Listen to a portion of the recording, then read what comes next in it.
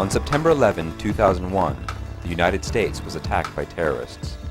In New York, the focus of the attack was the World Trade Center. To aid in healing, Wall Street executive Michael Feldshuh created an exhibit of photographs and stories from average citizens affected by the disaster. Taken in the moments, days, and weeks following the attack, this gallery of pictures is called the September 11th Photo Project. The stories you will hear are from Photo Project contributors and others who took many of the pictures and appear in many of the pictures that you will see from that unforgettable day.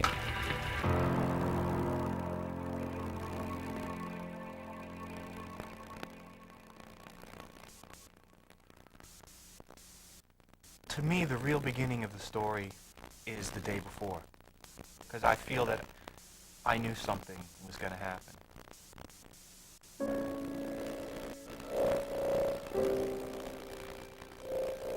The company that I worked for occupied the 31st, 32nd, and 34th floors of 2 World Trade. On the afternoon of September the 10th, there was a really violent thunderstorm that came from the south. It was kind of slow in the office, so I went to one of the conference rooms and photographed it. Not really knowing why, just kind of wanting to capture the way that the storm had advanced and the feeling that it gave me. My husband's name is Mark Rasweiler. He was the vice president for Marsh & McLennan in New York City. He worked at the World Trade Center in the North Tower on the 100th floor. Mark would leave early, typically by 6 o'clock, 6:15, and the routine was he would just call me to wake me up as he was heading out the door. And just said he was leaving and have a good day, and off he went. All news, all the time. This is 1010 Wins. Good morning. 64 degrees at 8 o'clock. It's Tuesday, September 11th. I'm Lee Harris. Here's what's happening. Today, sunshine throughout. Really a splendid September day. The afternoon it is temperature about primary 80 day. degrees. Polls Great are weather open. for the Lots of primary races to be election. decided, including who will run for mayor of New York. Suburbs tomorrow, sunny and very nice. High 78. As I woke up that morning, I looked towards the World Trade Center and said, oh, we have a conference today at the Windows in the World, and I have to be there early. And as I arrived at the World Trade Center, I spotted something on the step in the corner. I wasn't sure what it was. Lo and behold, it was a small bird looking forlorn and doomed. I picked it up and I put it into an evergreen, which was at the bottom of the stairs. That morning, I usually wake up around lunchtime. But that morning was very strange. I woke up around 7 a.m. I don't know why. I'd only been asleep for about 4 hours. I went to the window. It was a beautiful day, beautiful blue sky day. I was the happiest I've ever been in my life. I just felt very calm, very peaceful. I had a really bad night. I didn't sleep. I had bad dreams.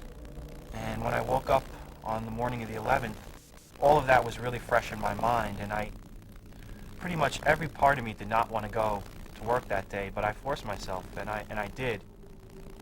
As I went up in the elevator, I started thinking about the bird again, and I just felt, I thought, I should have moved the bird to a nicer location. I arrived at the Windows on the World, 106th floor. The first thing I noticed was that the work I had intended to do that morning had already been taken care of. Saw one of my colleagues, and he said he'd been there since 7 o'clock. It was his event. He wanted to make sure everything was right. But then we both realized there were a couple things missing, and so I immediately said, I'll go back to the office and get them. So I headed down, and now I was going to rescue my bird and take it over to someplace safer. I basically went through the routine that I normally do, and it was actually while I was checking my email, I felt a huge vibration that shook the building, and the lights flickered on and off. And I immediately sat up and I said, oh my God, that was a bomb. And then I thought, there's no way that was a bomb. because that came from above. This just into our newsroom. A plane has crashed into the World Trade Center. Apparently a direct hit into one of the Twin Towers. The apartment that I was staying at the time was 2 blocks below the World Trade Center. The first thing I remember hearing was a loud explosion, but the thing that really caught my attention was hearing windows shattering and hearing debris falling. Ran over to the window to see what was going on, and I couldn't believe my eyes. I mean, the whole sky was filled with smoke, and there was millions of sheets of office paper floating in the air, and there was debris landing down on the street below. I had no idea the size or scope of what had just happened. I walked to the south windows of our office, and I stood there watching.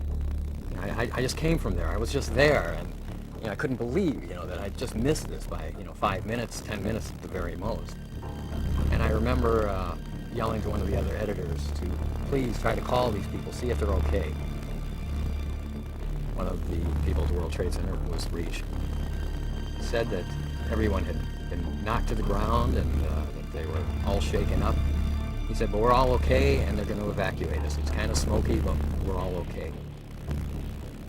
I knew with my background in nursing that I could be of help. So I grabbed my rollerblades, I had my medical kit on my back, and I had my camera, and just headed down there. I had heard over one of our radio systems that we use that Manhattan transmitted a third alarm for a plane that struck the World Trade Center. I heard some chatter on the radio about a plane into the building, and then I heard Mike come on confirming the job, and I just kind of turned around, got my gear, and headed to Michael's house. Once I started to smell smoke, I just went into I don't even know how to explain it, but a survival mode. And as we were all queuing up to go down the stairs, I realized that I was last online. I thought, oh my God, I have to go down 31 flights of stairs in this panic state, and just as I was thinking that, an elevator opened. It was against my better judgment. I got on. One of my coworkers came running out of her office, yelling and screaming. So we went in and we put a TV on in somebody else's office, and I said, I have to call my mom. I said, my dad doesn't go every day. I just want to make sure he didn't go in today. About 10 of 9, Karen called me to tell me that the towers had been hit. And at that time, I didn't really, I really didn't think there was a need to worry. Never in my wildest dreams could have imagined what was about to take place. When I came off the elevator, I had a choice. I could go left or right. It was literally a choice between light and dark. The Liberty Street exit was the light because, the sun was coming through, and the concourse just looked dark and scary to me, and I just couldn't go back underground. I had to go out. I had to get out of here. We turned the TV on and I see the World Trade Center burning. And then the announcement was that a plane had crashed into it. When I saw it, I just knew that there was a lot of people dead already and a lot of people dying as I'm watching that. A lot of people need help. I called up our dispatcher and told him I was there at the 93 bombing. I was in charge of the evacuation. If you need me, send me. I got into Liberty Street. Debris was still falling, and then I started seeing pieces of the airplane. The second I got to the street, I turned around and looked back at the building and noticed that it wasn't debris that was falling, it was actually people jumping out of the building. The sight was almost enough to make me drop to my knees. It was like adrenaline just pumped through my body at that moment because I couldn't believe that what I was seeing in front of me was real. And I realized at that point that I had to just get out of there, that I had to save myself, and there was really no one for me to help because this was something way out of my league. So I went into one of my coworkers' offices who had a radio, and she turned on the radio, and at that point, that's when the second tower was hit. Just as I started to cross the street, I heard a noise. And I knew exactly what it was. I knew it was a plane, and I knew that it was coming. And it got louder and louder, to the point where it sounded like it was right on top of us. And it definitely sounded like he was full throttle. I mean, it was moving so unbelievably fast. And I just prayed to God at that point, and I said, you know, please don't let this happen. And the last thing I saw before the second attack was the silver underside of the plane before it went into the building. It was just unbelievable, the explosion. I mean, I could feel the heat from where I was standing. It was just a massive, massive fireball. I know it looked big on TV, but to be standing there below the towers and see that, it was just unbelievable.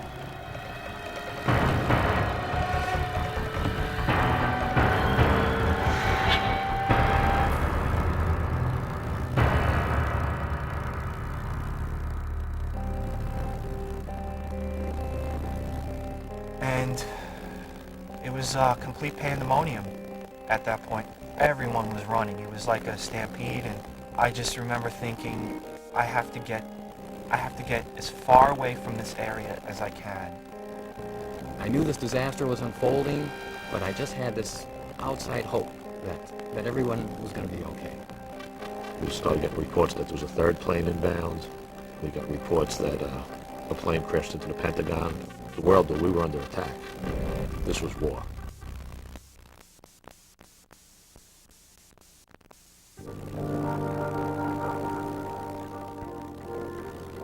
It is horrific. A second plane the size of a passenger jet flying into the second tower of the World Trade Center.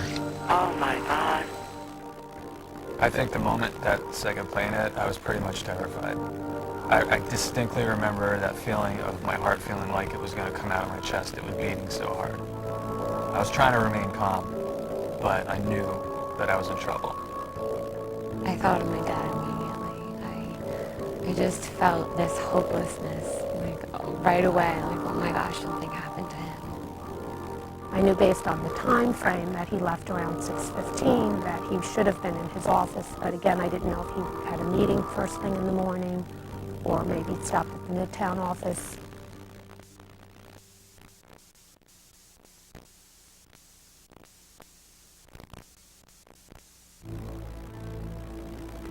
I was standing at the base of Bank One Plaza. There was a ramp that led down to a loading dock. People that were caught out in the plaza at the World Trade Center that were exiting the buildings started running down the ramp towards me. I just remember the look of panic on some of their faces. I mean, they were absolutely terrified. Their momentum carried them right into the metal door of the loading dock, and they began pounding on it, begging someone to open it. At that point, I started feeling panicked, like, okay, something bad could happen here, and I knew I had to get out of there. I called the dispatcher again. Whatever alarm assignment you have down there, double it, because now we have two buildings fully involved. And then it was not really asking to go down. I kind of told him I'm going. We exited the Holland Tunnel. The first thing we saw was the two towers burning. You just heard nothing but sirens and people yelling and screaming. And I went to the back of Mike's truck.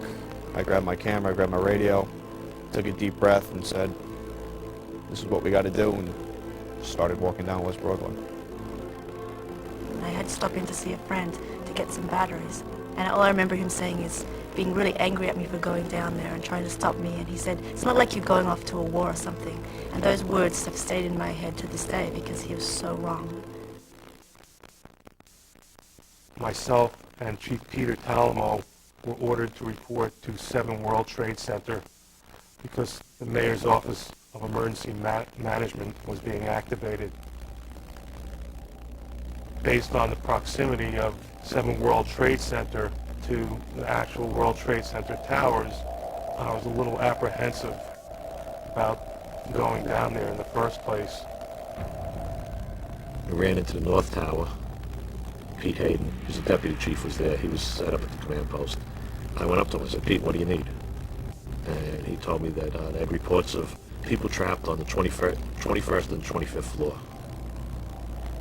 I grabbed one of the companies from the staging area. The stage guy's ready to go. You have the extra tools, extra cylinders for the mask. They had everything. I said, let's go. I got out onto Greenwich Street and ran into my apartment building. Got up to the 7th floor and saw that my roommates were just all huddled together. Developments coming fast and furious this morning. A late word out of Washington from a source in the nation's capital. The White House has been threatened with a terrorist attack. Also, all airports nationwide shut down. I gathered a couple things and threw them in my backpack, and we headed out to the street. The whole scene itself was unbelievable. You couldn't really describe it. It seemed almost like something that was shot out of a movie, something that wasn't real. I was directed by one of our supervisors to keep the pedestrians out of the street as they're looking up towards the World Trade Center. We had to get their attention and tell them to stay on the sidewalk, keep the area clear. At that point, firemen were coming. I remember turning around and watching them go, and I just remember thinking there was no way I could do that. And I wouldn't even know where to begin.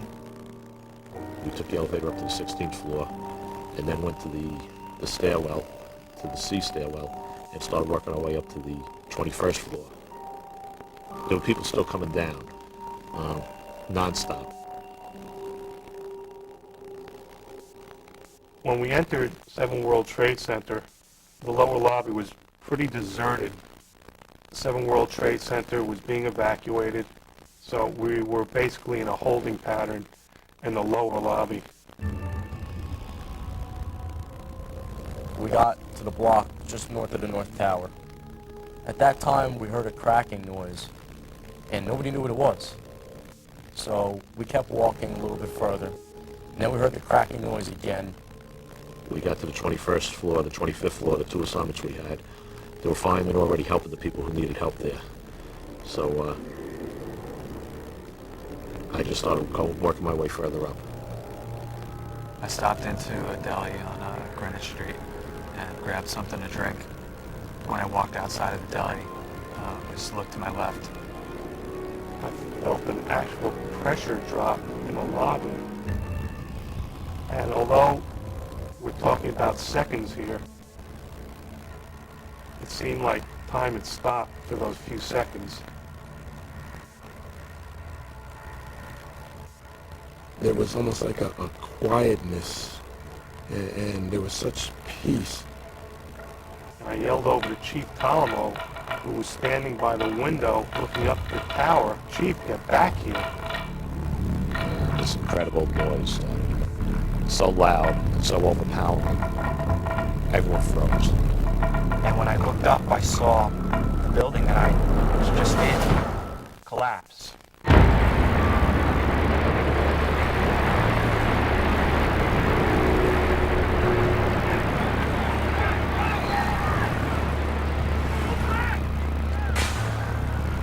I could feel my body compressing. I screamed out to the chief, "This is the big one." And I turned my back towards the street.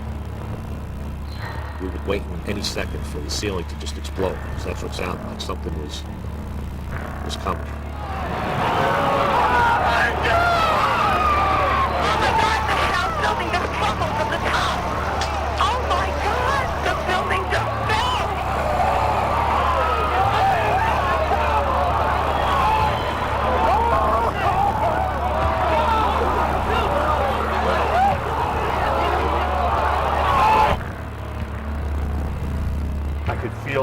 An explosion in the lobby, and I was thrown up against the wall I was standing next to. It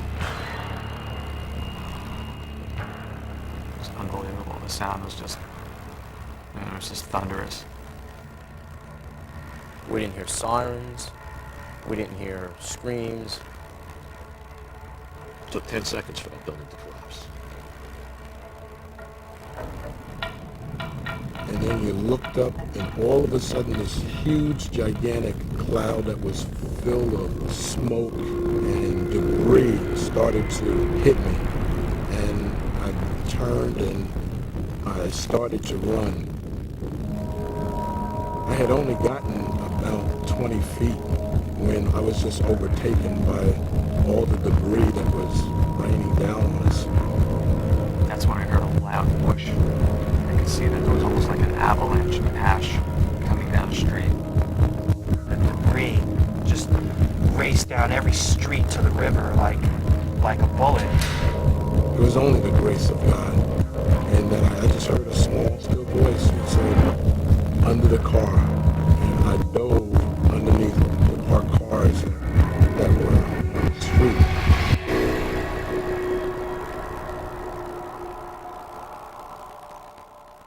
And then all of a sudden it stopped and there was silence in that lobby. And I opened my eyes and it's totally black. I don't think it was a matter of being scared. It was just a matter of thinking to myself that this may be the end of my life.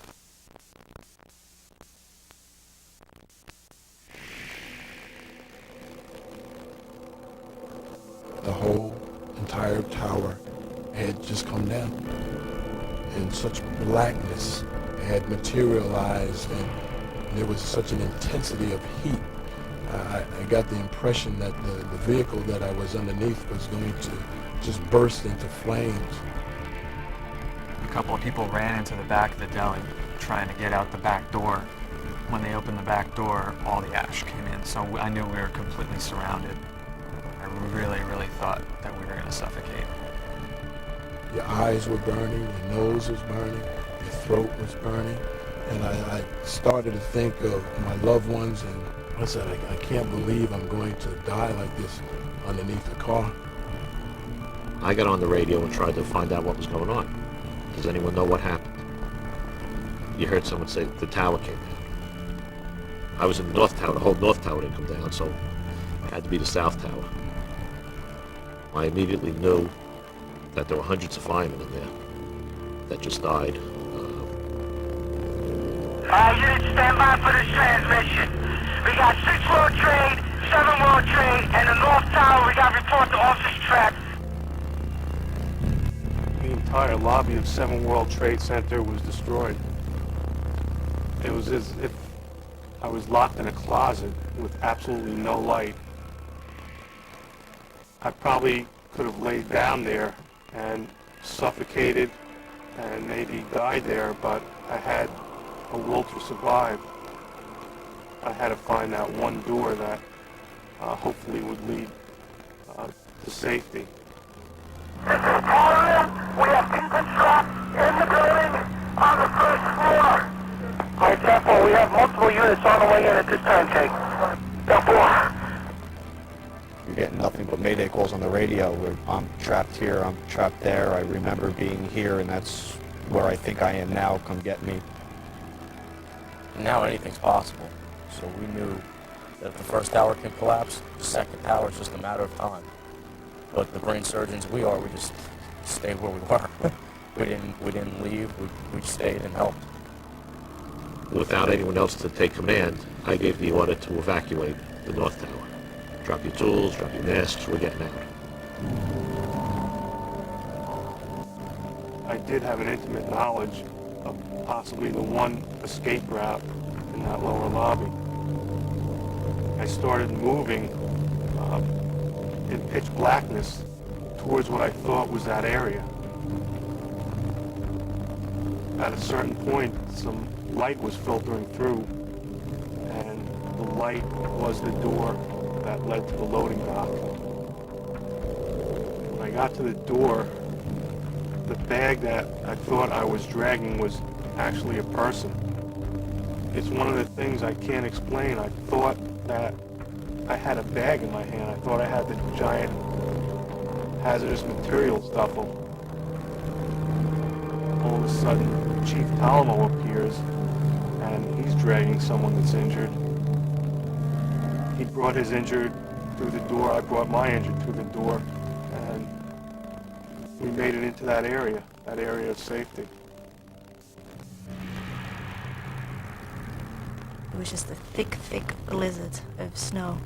You couldn't see a few feet in front of you, and I just started heading towards the World Trade Center, and everyone was coming out, and it was chaos everywhere. People walking the streets, people had gashes out of their head and blood coming down their faces. We left 7 World Trade Center and went up to Sheriff Mathis's office. He couldn't believe the condition we were in. I was physically hurting because I was having a really difficult time breathing. I was having a difficult time seeing. I was in a state of shock.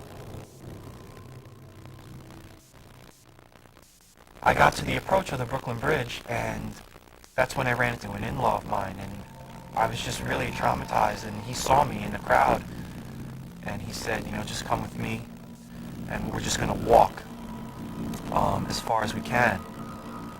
The kids were saying, which tower is Daddy in? And I just could remember that he was in the tower with the antenna on it, and I kept saying, oh, he's okay, he's okay. I waited till the stairwells cleared above me. And so then I started going down. I went down the B stairwell. I was relieved. I was originally on the 30th floor, 20s, the teens. Now I'm in the single digits. Now, we're going to be out of here in a couple minutes. The crowds of individuals who had been in the buildings adjacent to the World Trade Center had started to come out. And I kept telling them, move back. You got to keep moving back. All of a sudden, you just heard an earth-shattering explosion.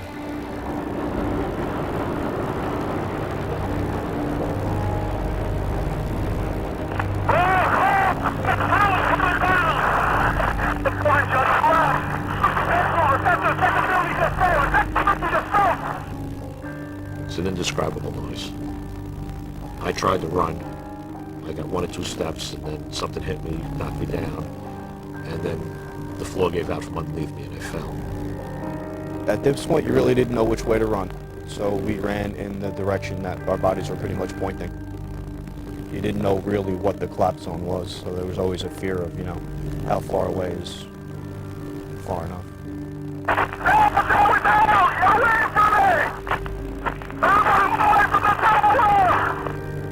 Everyone just ran and dived under cars and just prayed. I just prayed. Oh Lord, not again, not again. The debris just seemed to engulf us and trap us, and individuals were screaming, I can't breathe, I can't breathe. Take your shirt, breathe through a shirt, breathe through a handkerchief. You're gonna make this, you're gonna be all right, you're gonna make it. There was a million thoughts going through my mind. Is this going to be my last thought? Is it going to be over now? Is it going to be over a second from now? When is it going to be over? I just didn't want to suffer. I wanted it to be quick. We saw a bagel store. We dove into that. You know, that's when the debris all started hitting the windows and, you know, just enveloped us in darkness. We were watching live TV coverage. The TV just blacked out. I thought, this is it. This is it.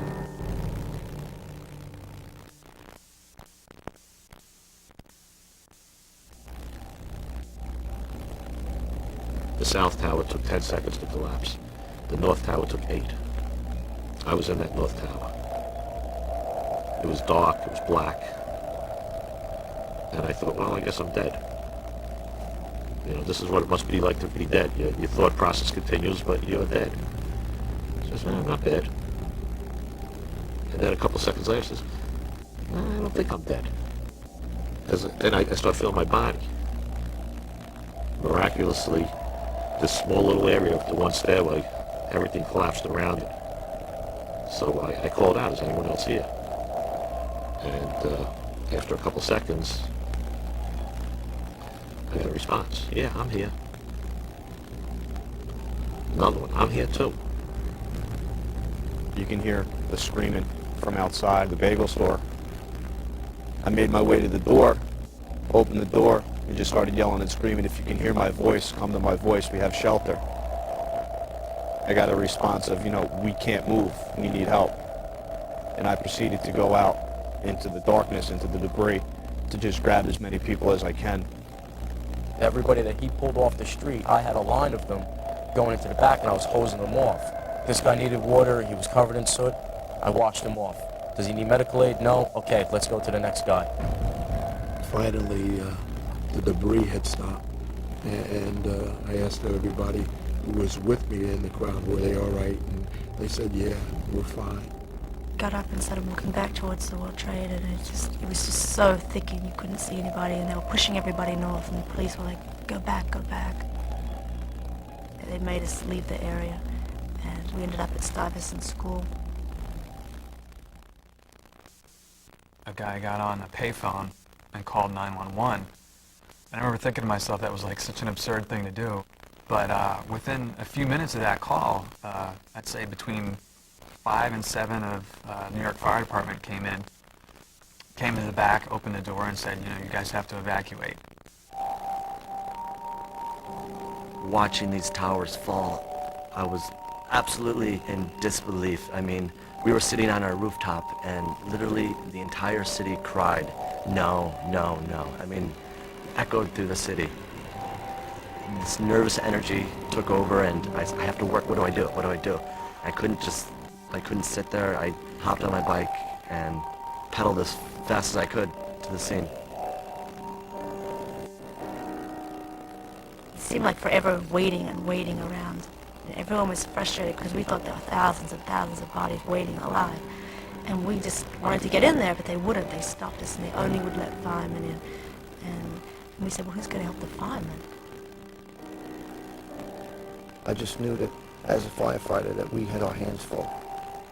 It was total devastation. It was the worst thing I've ever seen in my life. I had asked for Chief Downey, and they said he's missing. I asked for Chief Paolo, he's missing. Chief Moran, Chief Casper, they were all gone.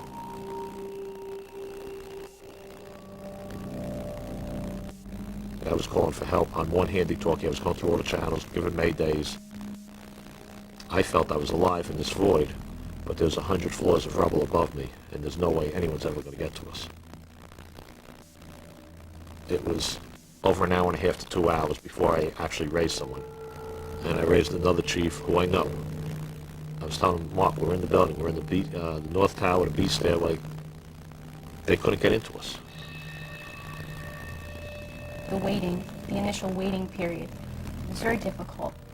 An hour would go by and it felt like an eternity. I mean, we had all of the phones and the cell phones and the portable phone. We had them all outside on the table, and we were just sitting there waiting for my father to call or to come home. Inside, outside, the phone would ring, the TV was on. There really wasn't anything anyone could do, so it was really just a matter of sitting and waiting.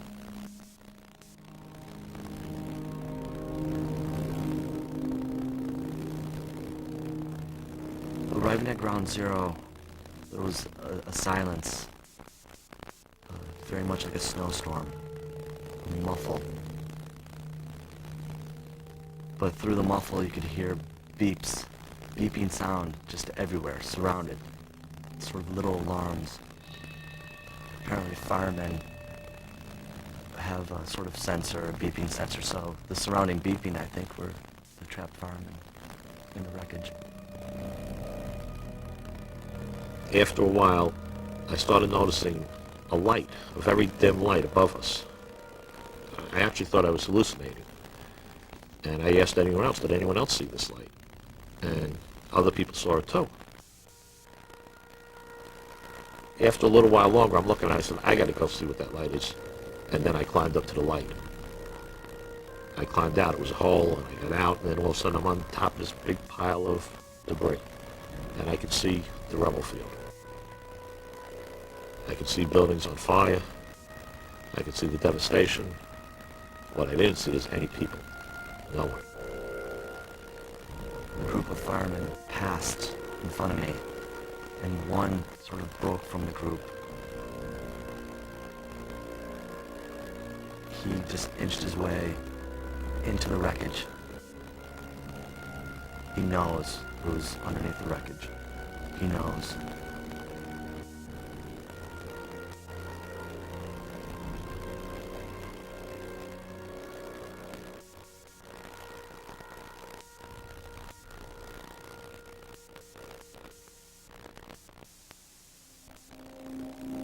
I stayed with one firefighter who I'm very close with, Tommy Burke, and we proceeded to look for the command post.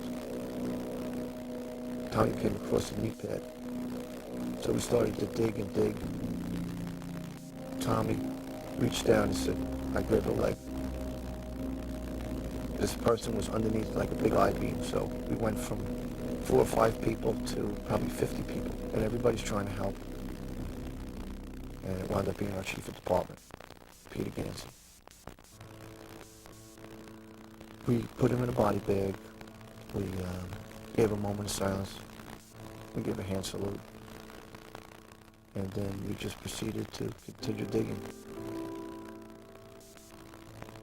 When guys from 43, when they finally came, they were exhausted. They'd been trying to get into us for hours. I used a rope, tied it to myself, and stretched the rope down, tying it off at spots so other guys could follow. We went one at a time.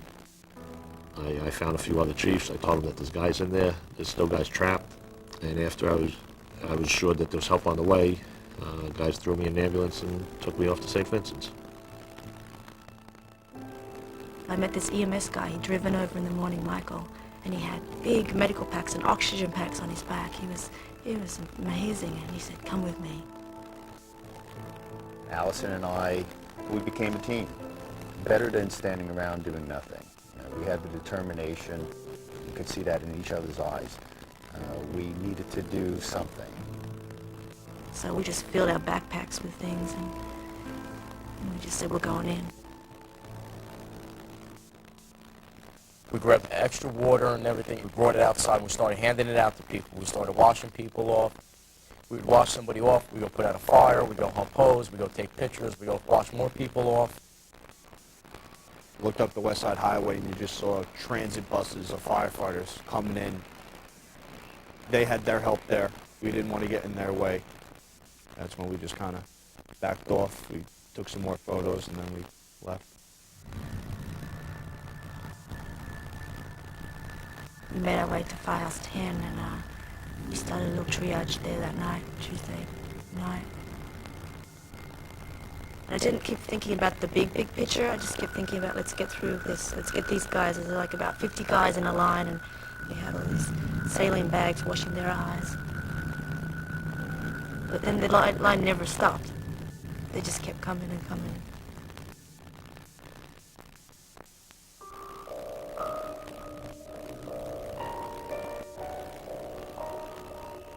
Me and about 3 or 4 firefighters that I worked with worked our way into the Vista Hotel to try to see if there's any firefighters in there.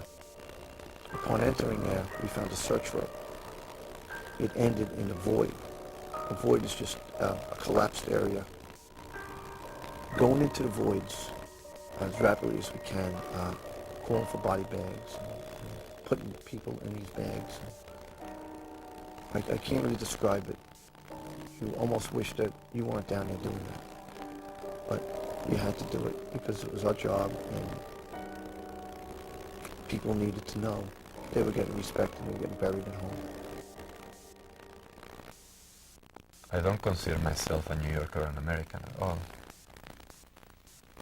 I was born in South America and I lived for a very long time in Europe. But by being in New York that day, you were touched by what happened in a very different way from anybody else who was anywhere else in the world.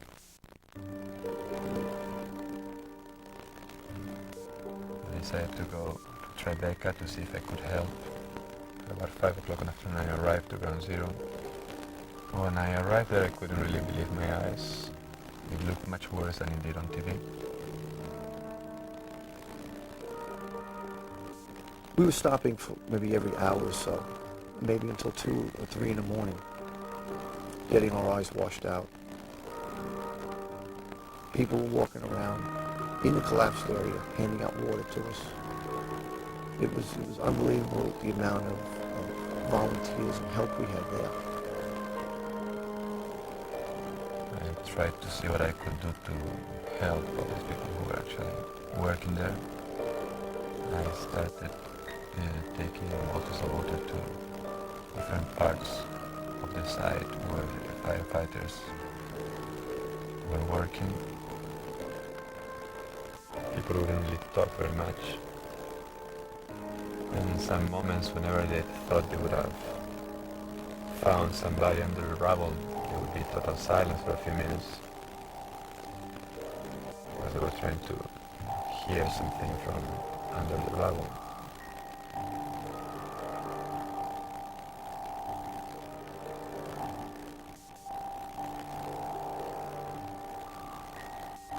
That silence is something I remember more than the noise there.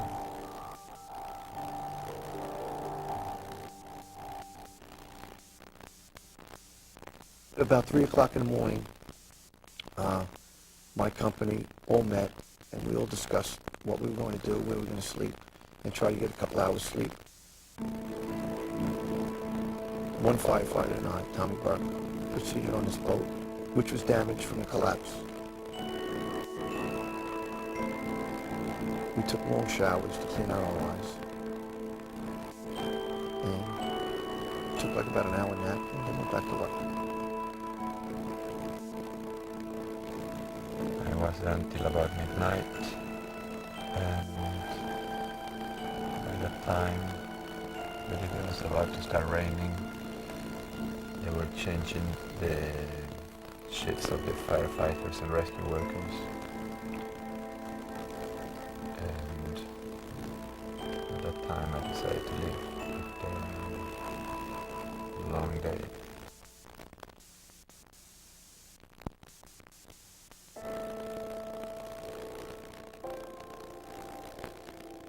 When I woke up that next morning with my mom and just watching the sun come up, it was just this sinking feeling, just this hopeless sinking feeling in your stomach. I had called up my office to tell them that we hadn't heard from my father yet, and they said, you know, if there's anything we can do, let us know, you know, we'll do whatever we can. I said, actually, if you could scan in my father's photograph, we want to look for him. Her art department set up this whole flyer in less than an hour, and we had it copied and we were off. I remember the next morning trying to go to work. By now I knew, 71 people who were attending our conference had died, and 16 of my workmates had died, and I had survived. I was the only one who was there that morning who got out. We walked and we walked and we walked, hanging our flyers, going to hospitals, going anywhere and everywhere that we thought would be beneficial to find him. We stayed in the city till about 2, 3 in the morning. Came home, slept for about an hour, and went back into the city again. We found a little restaurant which was half a block away from the remaining facade of the South Tower. Set up the IV bottles, set up stations for irrigating the people, set up food areas, set up a psychological counseling area. The firemen, they just lost all of their friends, and we all sat down in candlelight, and he started singing Danny Boy and patriotic songs, and everyone was just crying. They just raised their drinks and toasted for all those who were left behind.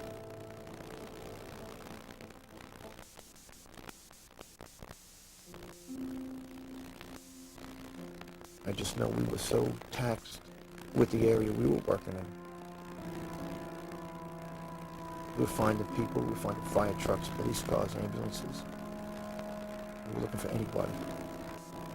We were looking for a big void. Everybody was hoping to just find that big void and just let the people out. I remember on the third day, I think it was, we could hear tapping underground.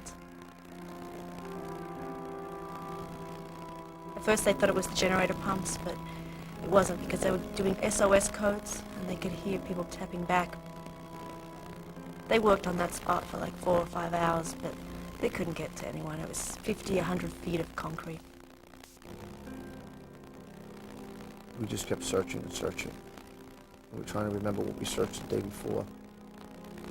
But it was so big that I didn't really leave the West Side Highway for days.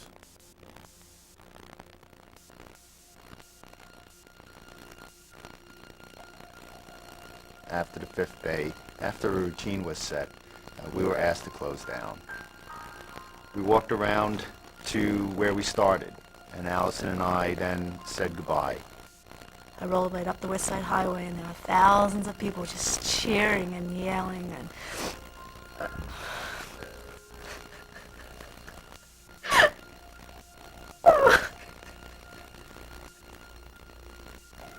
Everyone was just trying to help. Everyone, even if you couldn't do anything, these people were waiting there for days and days. They knew they couldn't get in, they couldn't do anything, but they held up these big signs and they just said, "Thank you, heroes," and they were just cheering and yelling, and then I just left, and I just went home. Sunday afternoon, Mark's company set up a crisis center in Midtown. They provided us with diagrams of the World Trade Center, the floors where they believed the impact of the planes hit. And at that point, I think my children and I knew that there was no hope. I felt lost. I felt lost. I spent a lot of time trying to reconnect to the things that were really important to me, and it helped me calm myself and helped me put pieces back together. We had the first missing flyers. I guess we just thought other people had them already, but it helped bring some hope to other families. And I'm glad it was able to help. I think the posters stayed on the wall so long because it became a memorial, and I think people didn't want to take those pictures down. They didn't want to forget. I was angry. I was sad. I went through a roller coaster of emotions, and all at a very intense level. I was happy. I was happy to be alive. I guess one of the hardest things for me was, after a while, it became clear that all the families had come and gone, and in some cases there were still desks filled with people's personal belongings. But someday those desks are going to be filled again, and then we just carry on. It's over. Just before Christmas, a neighbor who was also a police officer stopped by the house to let me know that they made a positive identification. I had to have a funeral director go into the city to pick up the remains, and I asked him to be honest with me and tell me exactly what it was that they did find, and it was simply a bone. So it pretty much confirmed what we had suspected, that Mark was killed instantly, and that I guess we were one of the lucky ones to at least have some form of closure. There are days that I don't think I'll be able to get through the day, but then there are times when I just hold on to the memories and the joy he brought into our lives.